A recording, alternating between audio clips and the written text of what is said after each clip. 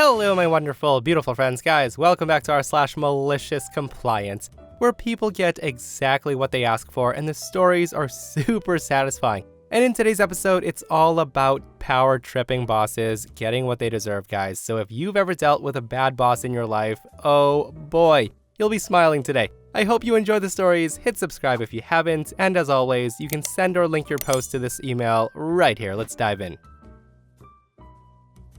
So for the last 3 years, I've worked as a muralist for a mural company. It's hard work, but also rewarding, as I was beautifying public spaces. I also had a good boss. He was a skilled painter who worked alongside us on big projects, in addition to providing us with plenty of financial incentives and encouragement. Unfortunately, he retired last year, and he gave full control of the company to his business partner. It immediately went downhill from there. The business partner controlled the administration side of the company. The guy wasn't a painter, he didn't understand the work it took, and the guy would often overbook clients and overpromise on completion dates. He never offered us incentives, and he would only berate us for not getting jobs done quickly enough. We tried to tell him that the old boss always encouraged us to take our time and to deliver the best mural, as the company's reputation rested on the quality of work. We also tried to explain that as artists, we want to be proud of the work that we put out there. At that, the new boss brushed it off, saying,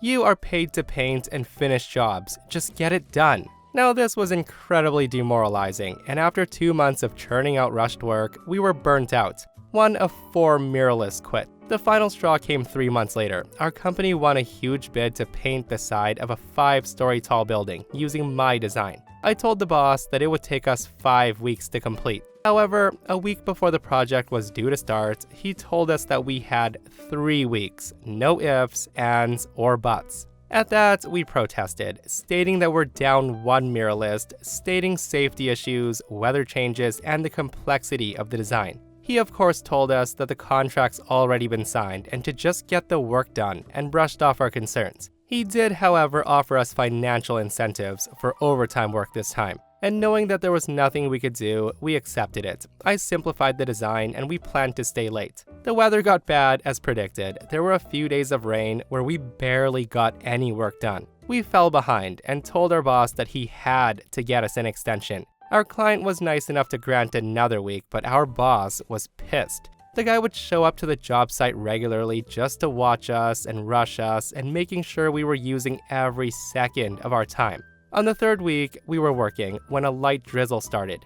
We were waiting in our cars, hoping that it would pass when the boss shows up. The moment he saw us sitting in our cars, he accused us of being lazy. To quote, he said to us, "This is why we're falling behind. You lazy idiots are just sitting inside cars when you should be painting." That's when one of my coworkers said through gritted teeth, "Can't you see it's raining?" But before we could explain why we couldn't paint in the rain, the boss yelled saying, "If you're scared of a little drizzle, you should not be a muralist. Now get back to work." At that, my coworker shot me a look, and I knew immediately that the malicious compliance was on. So the 3 of us get back on the scaffolding and we begin working. The boss smugly said, "See, that wasn't so hard, was it?" And then he drove off. We just kept our smiles to ourselves. When the boss returned that afternoon, he was horrified. The rain had washed the wet paint down the building, leaving paint streaks dripping on the rest of the mural. Basically, the whole mural, 3 weeks of work, was ruined. We noticed the boss standing there slack-jawed, but we just kept painting. He then called us down and cursed us out with all sorts of profanity. When asked, "What the F were you guys thinking?" my coworker replied, "Well, you were the one who told us to do it. If we can't paint in the rain, we're not muralists, remember?" Hearing my coworker say that, my boss's face turned beet red. He then asked us, "Well, how the hell are we gonna fix this?" To which my coworker simply replied, "You mean, how are you going to fix it? We've decided to all quit." And indeed, we had, while we were working in the rain. So we pack up our tools as the boss went from yelling to begging to yelling at us again, and we just ignored him. That was the last day that we were on site, and I felt so relieved the moment I got home.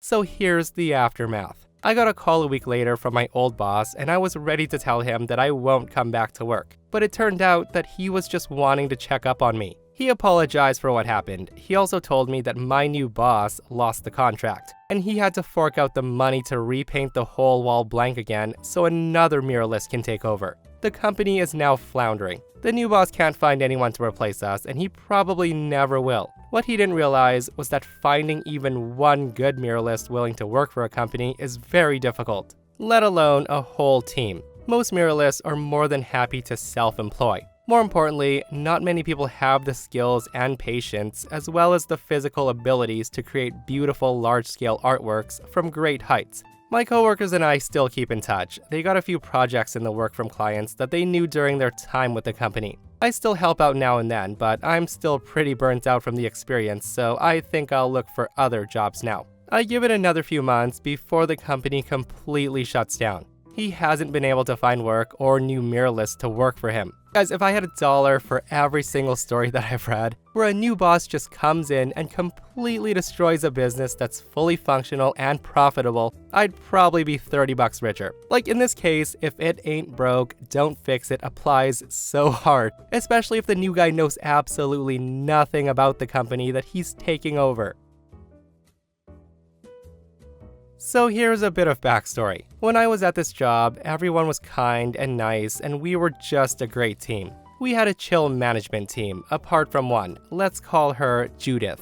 Now, Judith loved writing people up and making our lives hell. And although she was just an assistant manager, she would always jump at the opportunity to manage the team for a few days if the main manager was off. Let's call the main manager Bob. Bob was an easygoing person. You wouldn't really see him that often, but overall he was chill. Now, we could always handle Judith, as any complaints or write-ups etc. that she processed had to be approved by Bob or the regional manager, who we'll call Joe. Joe was the coolest guy ever, and he was super effing rich too. He wasn't just a chill manager, he was also a really great guy. He would bring us all out for beer, a department of 30 plus people on someone's birthday, and he would approve basically any vacation request if you were on the right side of him. Overall, he was a lovely boss. Now, my job was a pretty important tech job. I was in a sub-department with 4 to 5 people, and we made sure that the major systems were up and running, and we controlled all the servers that were connected to them all. What we didn't manage was the employee systems, like emails, ticketing, employee portal, etc. That was another sub-department. Now, as I was saying, we could handle Judith, basically because none of her write-ups and complaints got listened to by Bob or Joe.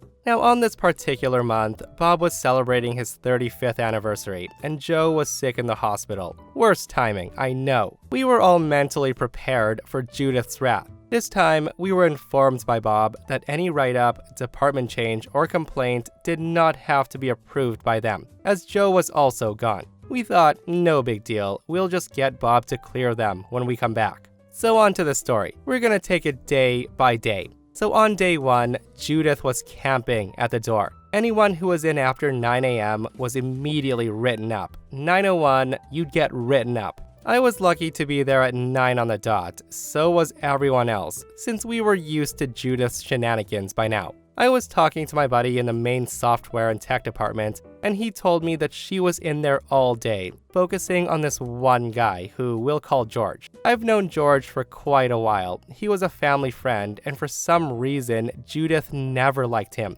She wrote him up 5 times that day for reasons like on cell phone during work time, making the work environment unsanitary and unsafe for employees, as he left an empty plastic bottle on his desk for about half an hour. On day number 2, Judith was in our department today, focusing on my colleague Michelle. Michelle is the sweetest person in the world and would never do anything to hurt or ruin anything of anyone's, and she's just a genuinely sweet person. Judith found nothing on Michelle, and when Judith confronted her, she said she didn't know what she wanted, and that's when Judith filed a complaint for talking back. After that, Judith then hosted a department-wide meeting, consisting of the main tech/software and the 7 sub-departments, and she told us that we needed to stop being so rude to her just because she's a woman, blah blah blah. That night, I sent a message onto the management free group with everyone from the department, saying not to engage with Judith. We can't get written up by her for rudeness or disrespect if we don't talk to her. On day 3, cue the malicious compliance. So we all come in, and the day starts as usual. We come in at the right time, so Judith had no one to write up. We then head to our departments and begin work as usual. Judith wasn't focused on someone from my department, so lucky us. At about midday, we hear Judith going bonkers at someone from the department that managed the employee systems because they weren't talking to her.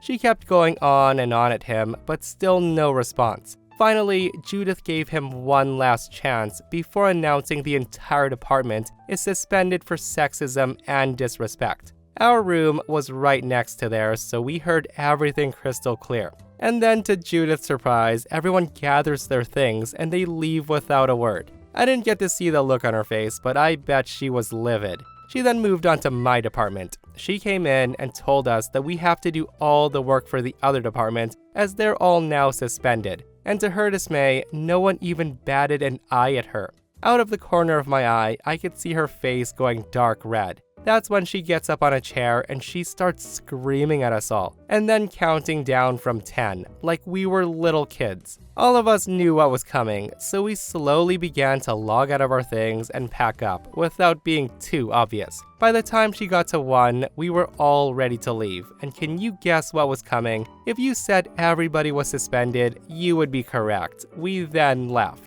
I then messaged one of my buddies in the other departments, and she did the exact same thing to his department. It turns out that she did it to 5 out of the 6 departments, and the only one she left was the least useful department, customer services. Now yes, it is an important one, but not nearly as important as financial, development, etc. On day number 4, none of us went into work, until we got a message from Bob asking why none of us are at work. It was the day he came back. We told him that we were all suspended. He then asked us why, and we told him the genuine reason, that she suspended us for being disrespectful towards her. At that, he was absolutely furious at Judith, and he proceeded to call us in for a staff meeting. But we all knew that it was just really front row tickets to Judith's downfall. He then proceeded to criticize her for all of her false write-ups, accusations, and how she's done barely any of the roles that the assistant manager should be doing. And that's when he fired her. Bob made us all turn the systems into auto mode, and he gave us Friday off. What an awesome man. I should also mention that Judith costed the company more than $50,000, as some of our vital systems went down in the 6 hours they were left, without being switched on to auto mode. The company almost sued her for this, but they decided that firing her would be better, as they would be done with her. Guys, now that is a Karen on a mega power trip. Like, imagine suspending a whole entire department for the most childish reason, and then going on to 4 other departments and doing the exact same thing. Like, I can't imagine what was going through her head, guys. There had to be some point where she's like, maybe I'm going too far with this, being the assistant manager and all. But you guys all know Karens, right? They don't back down. They just double down and keep going and going until there's nothing left, and they're fired.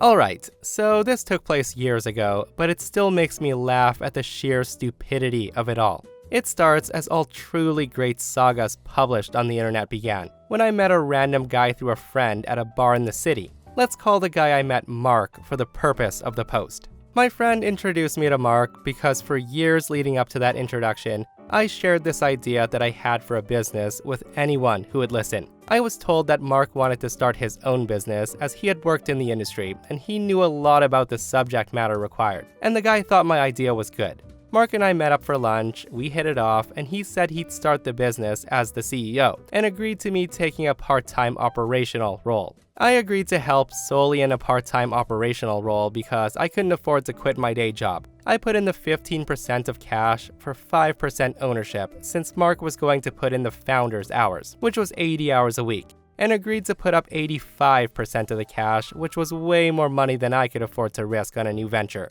So with that, I worked part-time, I did what I said I would do, and I even tried to be of assistance on things I had no experience with. I connected Mark with a fella that I had done business with before. We'll call him Paul. Paul and I got into a dispute ourselves, but more on this later. Anyways, let's fast forward a few months, and I got into a dispute with Mark over stationery. And yes, stationery not being to his liking caused him to flip out. This was despite him picking the stationery out. Next up, the contract I got from Mark was not what we agreed. The legal work required a few months to get done, and I had expected delays, but when I finally got the paperwork, it didn't represent what I agreed to own. Not only that, but my investment wasn't being acknowledged under the terms that we had committed to when I put the money in. Now, as I said, I wasn't able to risk much, and I only invested what I could afford to lose, so it's not a huge sum of money. I also didn't want to make a big deal about it, since the amount was small, and he began promising a new contract when the business could pay for lawyers to make changes. I signed nothing. And then it worsened. Mark and I started to fight any time that we were in a room together. As I think back, it's almost comical how angry he would get in my presence. I have other things to do with my time than squabble over stuff like stationery, so I worked on my areas of the business and hoped things would grow. I stopped in whenever I could, and I would help out regularly as needed, with as little Mark interaction as possible. Paul would intervene sometimes when Mark would get particularly difficult to be around. Anyways, fast forward 2 years, and Mark can't help but tell everyone who will listen that the business is going well. I have no idea how well things are going because Mark's not giving me any updates. I get a call around Christmas from Mark. He wishes me a happy holiday and then drops the bomb on me that he wants to terminate my involvement and refund my investment. I decline the investment refund and say that I'm happy to no longer work with him. In my head, I'm thinking it's kind of hilarious that he thinks this will end that easily, but I say nothing to that accord to him. Mark and I hang up, with him aggravated about my refusal to take the refund on my investment. Mark then sends me an email saying that I resigned. I correct him immediately, in a reply stating that he wanted to no longer work together, but want to discuss my investment. A few days later, Mark demands I come pick up a check for reimbursement of my investment, but I don't come and get it. The next thing you know, the company attorney huffs and puffs and he tries to scare me with some strongly worded letter. Now, this is the same idiot attorney who screwed up my contract to work on the business and my investment agreement. Let's call this attorney Mr. Khan for the sake of the story. So I sent an email response to Mr. Khan saying that he screwed up. The company seems to be doing well, and I hear rumors about how well, and I want to be on this for the foreseeable future, and I will not take a one-to-one cash out for what I put in. The attorney then emails me back, stating in writing that Mark never accepted my e-transfer from the company account. Instead, Mark has another company he accepted the money into, a company that I've never heard of. A company that's different than the name of the recipient on my electronic transfer, a company that would be committing wire fraud to accept the money I sent. On that note, I did some sleuthing online. I found out that Mark had been forming one company every month or two. Then there were media reports and documents that he let slip in shared drives that he forgot I had access to from when we agreed to work together. Those documents showed me that Mark had recently raised money in the company I sent the payment to at 200 times the valuation that I bought in at. And Mark didn't disclose my investment to the new investors. Mark had, however, put me on documents showing my ownership to previous investors. Not on documents I had ever seen before, but documents he had been sending around. When I share my suspicions that Mark is committing wire fraud with Mr. Khan, I'm told that I'm the one breaking the law by knowing anything about the investment documents the companies used. Mr. Khan tells me that by not picking up my check, I will not be entitled to any money and to contact law enforcement if I think something illegal has happened. He then cautions, saying that I'll be the one in trouble. So cue the malicious compliance. So I let the different respective members of the Securities and Exchange Commission along with law enforcement know what happened to me. I provided them all the documents I had from the matter. It took about 5 years for the investigation to conclude, for charges to be brought, for a trial to conclude, and for Mark to go to jail. They say the government is slow, but they're not kidding with how slow. Maybe it was slow because Mark was running a huge, tens of millions of dollars large fraud scheme. Anyways, Mark will be serving time for about 30 felony charges they found uncovering the details of his Ponzi scheme. He'll be locked away for a long time. I never did anything wrong. With the information I was able to provide, Mr. Khan ended up getting disbarred. The investigators credit me with bringing the fraud to their attention. I did lose all my money in this ordeal, but I gained an education and I got to help bring down a crook. The sheer stupidity of Mark is that he didn't even follow the business plan I had. He just used it as a story to convince investors to give him money. It was a business model that works very, very well. It took a few more years, but now I'm in a position to be pursuing this business full-time, with people of high integrity, who all work together to ensure other success. We expect to have an extremely profitable year in 2023 after proving the business model worked in 2022. What a crazy story, guys, and what an idiot Mark and that attorney were. Like, if I was secretly running a super duper illegal tens of millions of dollars Ponzi scheme, the last thing I would say to someone who dislikes me is, if you don't like it, go to the authorities, call law enforcement, see what they'll do. And this is criminals, guys. Like, the guy didn't want to take the slow, legal approach to riches and got rewarded with jail time. Unbelievable. So this happened around 2008, when the economy went down hard. I was working in a small electric and computer lab where we built some very high-end video computing product. I was the assistant manager in the computer lab because I was the most experienced guy in the lab. Basically, there was no problem that I didn't see before and couldn't solve, while the rest of my crew were beginners. The economy went down hard, but this business didn't suffer much, so we were not too worried about our job. However, our Richard CEO thought it was a great opportunity to save some money. First, he fired almost all my crew, leaving me with one guy to handle all the work. Second, he announced a 20% cut in work time, which means a 20% cut in pay. He then gave us this offer. He said, you can work 7.5 hours a day instead of the 9 hours in our contract. Or you can skip 1 day a week, as we work Sunday to Thursday. My one crew member agreed to cut his daily hours. However, I decided to cut a day. Now, one thing my boss neglected to decide is which day I cut. Now, I did ask him, but he just said, you choose the day. So I figured it's my decision now. And I decided to take the last day from this week and the first day of next week, giving me a long weekend every 2 weeks, which is great. Now, this did work nice for a month. My pay was reduced, but I had a lot of free time, and I started using the free time to improve myself. The first thing was to look for another job. At the end of the second month, my boss noticed something odd. The new guy got a call to solve a problem on Thursday, and he couldn't figure it out until Monday at noon. A long time for a problem to be solved, and the client was not happy. He then called my crew in and asked him why the delay. The guy said he couldn't fix it, and I wasn't available to fix it until Monday. So I get called in. First things first, why am I not available on my days off? I respond, I don't get paid for that, so screw you. Second, he asked me, why the long weekend? That's when I explained to him that he gave me the authority to decide, and that was my decision. And my boss man was pissed. The guy tried to F me over and found out that he got screwed back. He then claimed it's not right and that I should change the days back and be available when I'm not at work.